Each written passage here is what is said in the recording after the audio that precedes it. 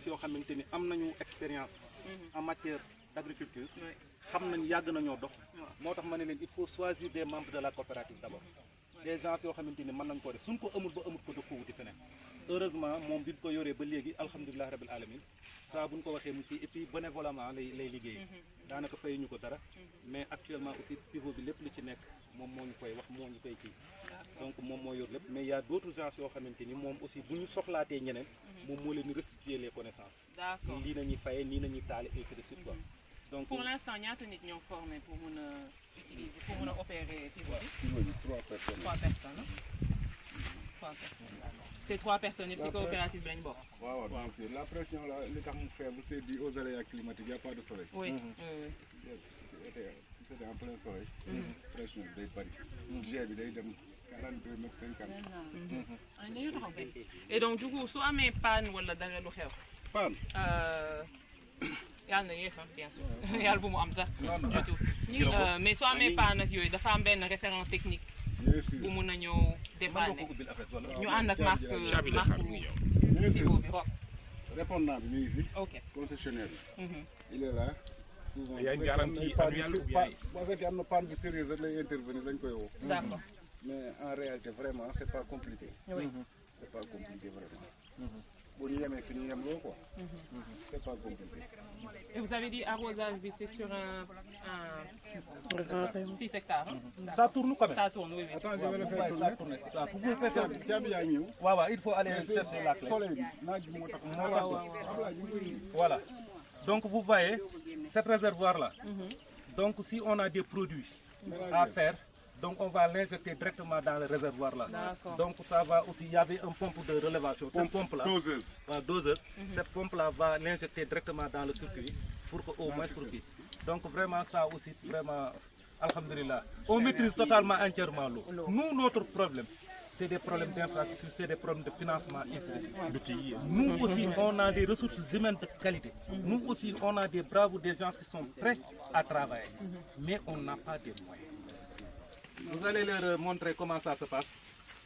Le système bi c'est pas compliqué. Bon ci dafa am démarrage manuel ak démarrage automatique. Oui bu démarrage manuel bi mooy dox mooy joxe rotation bi. Sens bi nga soxla. Bii mooy def réglation réglage durée. bi nga bëgg bu fekkee da nga bëgg mu def rotation en 4 heures de temps wala 3 heures de temps wala 6 heures de temps. La vitesse foofu lañ koy régler la vitesse D'accord. Ok. Et vitesse bi dañ koy ajuster selon selon tes besoins. selon les besoins. Tout simplement. D'accord. Parce que si le technicien a dit que donc il n'a pas besoin beaucoup d'eau, donc on va augmenter la vitesse. Ouais. Donc il a dit que vraiment on a besoin beaucoup d'eau pour arrosage bi vraiment tellement humide, donc on va ralentir. Donc il va communiquer avec lui pour lui dire que j'ai besoin de 2 heures de temps pour faire le tour. J'ai besoin de 6 heures de temps pour faire le tour. Et c'est qui communique avec C'est le technicien le agricole. technicien agricole, d'accord. mën nañ changer ci vitesse de rotation bi sax. C'est le technicien agricole. Et donc, en matière de formation, donc je reviens un peu sur la question de la formation. Les femmes qui sont dans les coopératives, est-ce qu'elles sont formées ou est-ce qu'elles vont être formées à pouvoir utiliser aussi les différentes infrastructures? Bon, il y avait, avec la formation, moi vraiment je priorise les femmes d'abord. En matière de la formation, quand on était ici, donc j'ai dit que le secrétaire général adjoint, il faut coopter au moins 1 à 2 femmes, au moins qu'ils participent au moins pour qui. Pour aussi comment dire, l'installation des gouttes à gouttes et autres. Donc c'est les femmes aussi qui on a formé sur les techniques de goutte à goutte. Donc c'est celui qui a monté le pivot, donc est en communication directe avec notre technicien là. Donc si toutefois il trouve des contraintes là-dessus, il l'appelle, il lui dit qu'il faut faire quelque chose. Mais lui aussi, il a des expériences. Avant, ici, il excellait dans d'autres domaines. Absolument. Dans d'autres domaines agricoles. Absolument. Mais là, les femmes, vraiment, on les priorise surtout. Dans la formation. Surtout. Oui. Même au niveau des parcelles. Donc quand on affectait les parcelles, on a dit qu'on choisit 2 garçons et 3 femmes. Donc les garçons là vraiment peuvent les aider sur les tâches lourdes. Les tâches moins lourdes, c'est les femmes qui vont occuper ça. Mais bon, finalement aussi c'est les femmes qui sont plus présentes. Je vois. Voilà. En termes de commercialisation aussi, c'est eux qui commercialisent. Qui écoulent Après, la ils marchandise. écoulent le marché. Là, bon, en termes de commercialisation, vraiment on ne rencontre pas beaucoup de difficultés. Ouais. Mais on n'a pas encore récolté quelque chose parce qu'ici on pourrait avoir des centaines de milliers de tonnes. C'est ça. Wow. Donc vraiment c'est ça, oui. C'est ça. Et je pense que c'est toujours important de garder en tête cet aspect formation des femmes, pas juste dans la sélection des personnes qui vont travailler sur le champ, mais même, comme je l'ai dit, dans tout ce qui est formation sur l'utilisation des gros matériels. On sait d'habitude que les tracteurs et tout ça, d'habitude, ce n'est pas les femmes qui les conduisent, pour plusieurs raisons. Mais souvent, on sait qu'une raison qui revient, c'est qu'elles n'ont tout simplement pas été formées pour le faire. On ne sait pas qu'elles ne peuvent pas le faire. Parce que moi, en tant que femme, je crois quand même qu'on peut faire beaucoup de choses. Mais souvent, on ne pense pas nécessairement à nous quand il s'agit de formation agricole. Et dans le projet qu'on essaie de mettre en place, il serait vraiment très important pour nous que les femmes aussi puissent être formées à pouvoir opérer aussi les différents outils. Et donc, ce qui me ramène aussi à la réflexion autour des petits outils, petits entre guillemets, petits outils, mais aussi qui sont des outils qui sont nécessaires. On sait que les femmes, ça, elles maîtrisent. Elles sont souvent, comme vous le dites, elles sont souvent ici déjà un peu plus que les hommes, et donc peuvent facilement opérer ces outils-là. Et quand il s'agit de conservation, donc pour l'instant, vous n'avez pas le problème parce que vous n'avez pas produit à grande échelle. Mais quand on se projette dans le futur, Inch'Allah, et qu'on se dit finalement qu'on arrive à booster les rendements, à augmenter la production, est-ce qu'il y a des besoins de chambres froides ou de méthodes de conservation qui permettraient de s'assurer que la production n'est pas perdue dans le temps si on n'arrive pas à écouler la marchandise dans une période déterminée? Voilà, merci beaucoup. Je vais vous répondre en termes de conservation d'abord. Parce qu'il y a beaucoup de produits au Sénégal, ça périsse. Parce qu'il y a des problèmes de découlement, ainsi de suite. Au moins, s'il n'avait pas la politique de l'État, donc l'État, à 6 mois, il va fermer les frontières pour l'écoulement des oignons importés. Donc ça va permettre les producteurs sénégalais d'écouler leurs marchandises. Ça aussi, c'est acquis. Donc maintenant aussi, si on produit, comment dirais-je, vers mars, l'oignon sera en quantité abondante. Donc si vous écoulez votre marchandise, là vraiment tu vas vendre moins.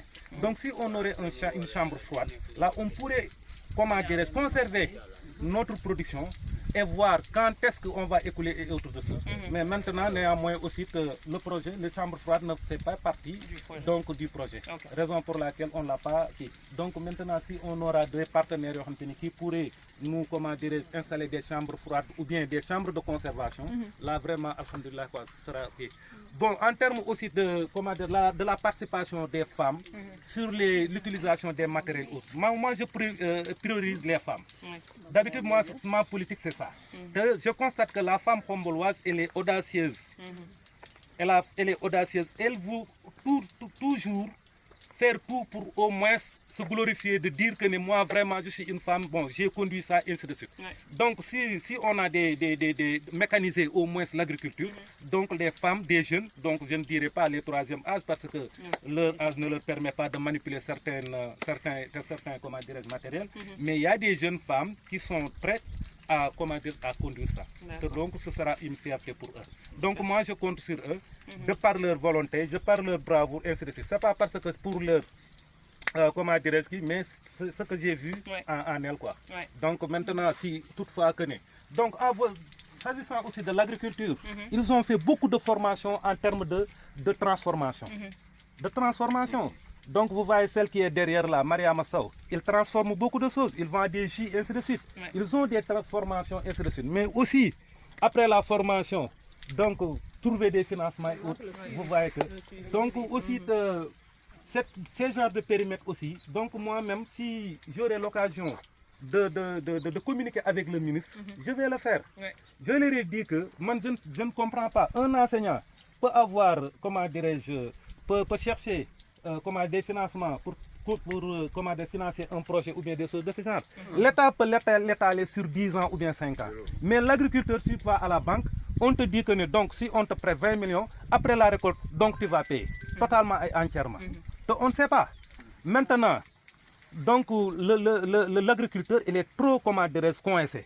Donc si on pourrait avoir donc des financements au niveau des banques, ils vont étaler sur 5 ans. Donc ça nous permettra de respirer, au moins de financer, de payer une partie et continuer nos programmes. Mais si on te dit 10 millions, tu récoltes 9 millions, ou bien tu récoltes 7 millions, ou bien tu récoltes 12 millions, tu vas payer les 10 millions après le reste, donc tu ne pourras pas faire une autre campagne. Ouais. Donc ça, c'est une politique étatique. Donc vraiment, si j'aurai l'occasion de voir le ministre, donc je vais l'exposer sur ça. Donc maintenant, avec vous, donc si vous venez, Inch'Allah Rabbi, moi aussi je vais voir les membres de Paris et ainsi de suite, pour au moins qu'on va booster cette périmètre. On va booster ce périmètre. Si on compte sur l'État, vraiment, l'État a beaucoup fait quand même. Parce que ça aussi, c'est un prêt. Oui. C'est la Banque mondiale et la coopération espagnole. Oui. Donc l'État a contracté des dettes. Donc l'État aussi doit payer ses dettes. C'est l'État du Sénégal qui doit payer ses dettes. Mais l'État du Sénégal aussi doit voir que le projet qu'on a installé Khombole, vraiment c'est tellement bénéfique pour le Khombole, pour le Sénégal. Quand on est venu en 2022, notre cheval de bataille c'était de tout faire pour lancer le projet. On l'a fait, on est allé chercher des partenaires, Paris et la Banque mondiale, pour qu'ils reviennent à Khombole, pour qu'on puisse au moins démarrer ce projet. Ouais. Et pour ce faire, on a mis sur place une coopérative agricole, dirigée par Abdoulaye Gueye qui est là. Il a des partenaires avec qui il travaille. Donc les gens se sont constitués en groupe de 5 pour un périmètre, une surface de 500 mètres carrés. 2500 mètres carrés. 2500 mètres carrés, c'est ça qu'on a eu à faire. Maintenant, comme il a dit, la mairie est allée chercher des partenaires, mais c'est à eux de faire la pratique. Nous, on est allé décrocher ce pivot, qui est un outil vraiment innovant. Le dernier génération.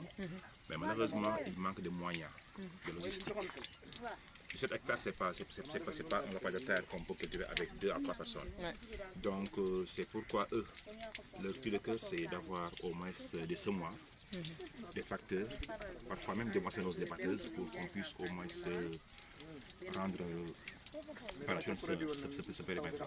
Donc, on est là. On est ouvert au dialogue et au partenariat. Et je pense que c'est un partenariat win-win, gagnant-gagnant. Donc la mairie est prête à les accompagner, mais on dit que la plus belle chose du monde n'est pas donnée que ce qu'elle a. Donc nous, on a donné ce que nous avons, on a accompagné, mais je pense que nos moyens se limitent ici. Donc on construit des partenaires comme vous pour que vous puissiez au moins les accompagner en ce que vous appelez les low-tech et les high-tech.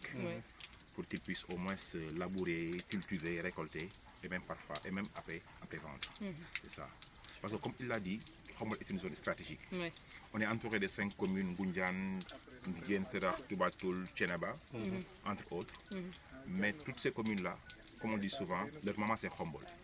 Même si leur père c'est Toubatoul, entre autres. C'est des villages qui s'abreuvent, qui viennent comment dirais-je, au marché de Khombole pour s'approvisionner en marchandises. Donc c'est des villages qui ont besoin de Khombole, parce que Khombole est le point de ralliement de toutes ces communes-là, de tous ces 128 villages dont il a parlé tantôt. Donc on aurait bien voulu, si on cultive ces 17 hectares-là, on n'aurait pas du mal à les écouler. Autre chose aussi, on aurait bien voulu aussi faire des formations avec des jeunes comme avec des femmes en conduite d'engins agricoles. Parce qu'aussi, on peut avoir des tracteurs, on peut avoir des semoirs, mais aussi, on aurait besoin aussi des personnes qui les conduisent. Absolument. Ce n'est pas les mêmes permis avec les permis de voiture, C1, etc. Donc, on a aussi besoin de faire des formations en ce sens. Donc, Ablaye, soyez rassurés, la mairie est là pour vous accompagner. Mais parfois, comme vous avez les moyens, nos moyens sont très limités et on compte sur des partenaires comme vous. D'accord. C'est ça que je voulais dire. Merci beaucoup. Donc, si Yacoub a des choses à ajouter aussi, parce qu'il est aussi un collaborateur des maires, un membre de la coopérative. Donc, mention spéciale à toutes ces femmes-là qui sont là, à ces techniciens agricoles. Comme il a dit, l'État est en train d'accompagner avec les moyens humains. Nous avons affecté des volontaires qui sont là, très dégourdis, un technicien agricole. Mais comme vous le savez, il est dans 3 communes, aussi bien à Khombole, qu'à Toubatoul et à Ndiéne Serakh. Donc son temps ne lui permet pas de se focaliser tout le temps à Khombole, derrière les femmes. Mais il est encouragé parce qu'il a préféré louer une chambre à Khombole. Et la majeure partie de son temps, il le passe à Khombole avec ses volontaires et ses techniciens-là. Donc on les remercie et on encourage ces femmes-là. Parce que partout ailleurs, on voit que les femmes sont très dégourdies, très engagées, très audacieuses. Parce que nous, on croit à la femme. On a fait des formations en transformation, en technique d'emballage, n'est-ce pas, en technique de culture sur table. Mais ici, c'est un gros morceau. On ne peut pas faire la même chose avec la culture sur table que sur 7 hectares. Bien sûr. On aurait bien voulu, vraiment, je ne sais pas votre comment dirais-je, votre capacité de financement. Mais on aurait bien voulu que vous accompagniez ces femmes-là, qui ne demandent que ça. Vraiment, elles ont de la volonté, ce qui leur manque, c'est des moyens. Voilà, donc c'est ça que je voulais dire. Juste vous remercier pour le déplacement que vous avez effectué vous aussi et le choix qui est porté sur Khombole. Oui. C'est pas un hasard. Non, absolument pas. Oui. Absolument, c'est pas un hasard. Et déjà, merci beaucoup pour tous ces propos. Merci pour la visite quand même, parce qu'on a eu à voir beaucoup d'infrastructures très intéressantes. On a aussi pu voir un peu quelles sont les barrières. On a parlé un peu de l'irrigation goutte à goutte, des rats et autres nuisibles qui peuvent poser des problèmes. Et on se rend compte en fait que le vrai problème, comme vous l'avez bien souligné, c'est juste les moyens qui sont mis à disposition pour pouvoir pallier à ces barrières-là et pour ensuite pouvoir avoir les rendements escomptés. On sait que les femmes sont au rendez-vous, elles sont là tous les jours, elles se battent, elles sont prêtes à être formées, que ce soit en technique agricole, résiliente, innovante, etc. Et que donc c'est vraiment un problème de moyens qui se pose. Et nous voudrions vraiment être partenaires pour aider à trouver ces moyens, à mettre à disposition ces moyens pour vous aider dans votre travail. Après, nous, de notre côté, on est aussi très intéressés par tout ce qui est suivi. Donc, tantôt, madame a parlé du déficit de suivi. Et on sait en fait qu'il y a beaucoup, toutes les années, sur plusieurs champs, il y a beaucoup d'infrastructures qui sont injectées ou de moyens qui sont injectés, mais où après 3-5 ans, il y a des problèmes qui reviennent parce qu'il y a un manque de suivi. Parce que l'idée, c'est pas juste de donner l'argent pour acheter les tracteurs et autres et puis ensuite de disparaître. Il n'y a pas un partenaire qui vient pour aider avec ce suivi. Donc nous, on aimerait aussi pouvoir se positionner en tant que partenaire de suivi pour être sûr qu'il y a le renforcement de capacité des femmes et des jeunes et de toute personne qui doit être renforcée pour le maintien et l'entretien des champs. On veut aussi pouvoir accompagner pour pallier aux différents problèmes, même les tout petits problèmes, que ce soit les rats ou le changement du système de goutte à goutte pour que ce soit en tout cas un matériel beaucoup plus solide qui résiste aux dents des nuisibles et autres. Aussi petit que l'accompagnement puisse être ou aussi grand que l'accompagnement puisse être, nous, notre focalisation, c'est vraiment de pouvoir accompagner pour justement pouvoir avoir les rendements escomptés. Maintenant, bien sûr, je pense qu'avec que ça soit changement de régime, que ça soit juste le monde du développement de façon générale, il y a beaucoup de défis à notre côté, de notre côté aussi, des défis qu'on devra aussi soulever ensemble. Et j'insiste sur le ensemble parce que l'idée du projet, c'est de la co-création. C'est de pouvoir avoir ces conversations pour vraiment identifier quels sont les problèmes prioritaires, quels sont les besoins prioritaires et comment on peut contribuer à pouvoir couvrir ces besoins-là. Et donc, Madame le maire tout à l'heure parlait un peu de Khombole en tant que laboratoire, et pas dans le mauvais sens de laboratoire, mais dans le sens où Khombole est quand même, comme vous l'avez dit, une zone stratégique où on peut tester, piloter et tenter de voir quels sont les meilleurs moyens de pouvoir accompagner les femmes, les jeunes et les agriculteurs de façon générale.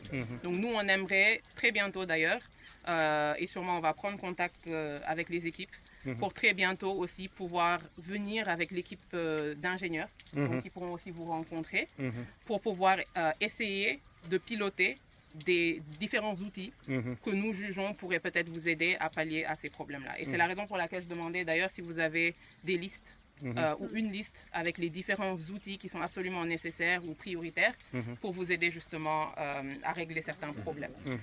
En plus des outils high-tech, je pense qu'il serait important pour nous aussi de pouvoir voir les outils low-tech dont vous aurez besoin, qui sont quand même des outils dont on a toujours besoin. Et peut-être on n'y pense pas directement parce que bon, c'est moins une barrière que les outils qui sont très chers ou qui demandent beaucoup d'argent, mais sont quand même des outils importants. Dont nous aurons tous besoin. Et puis troisièmement, le dernier volet d'accompagnement à notre niveau, c'est surtout ce qui est plaidoyer. Plaidoyer, tout à l'heure, vous avez dit si j'avais l'occasion de parler au ministre. L'idée, c'est vraiment de pouvoir justement créer ces forums ou ces plateformes pour pouvoir avoir ces conversations ouvertes et transparentes avec les autorités pour aussi bénéficier de tout ce qui est subvention de l'État. Parce que les partenaires, ils veulent bien faire, mais on ne peut probablement pas régler tous les problèmes.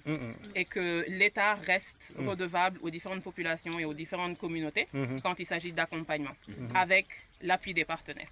Et donc, pour pérenniser toutes les activités et tous les efforts qui sont mis en place, il faudrait aussi que l'État puisse prendre aussi sa partie un peu du travail et puisse aussi mieux comprendre quelles sont les barrières, comment on peut travailler ensemble, donc que ce soit les partenaires de développement et les partenaires étatiques, justement pour pouvoir servir ces communautés, pouvoir les aider à atteindre cette autonomisation sociale et économique, mais aussi de pouvoir juste booster leur rendement et de vivre dignement du travail agricole qu'on a ici. Donc oui, c'était juste vraiment pour vous rassurer que l'ambition est vraiment d'avoir un partenariat durable sur le long terme qui répond aux différentes exigences et aux différents besoins des communautés, en priorisant aussi les femmes et les jeunes et en priorisant surtout la co-création d'innovation. Khombole au cœur de tous les événements de Khombole et environ avec l'appui de dignes fils de cette belle commune.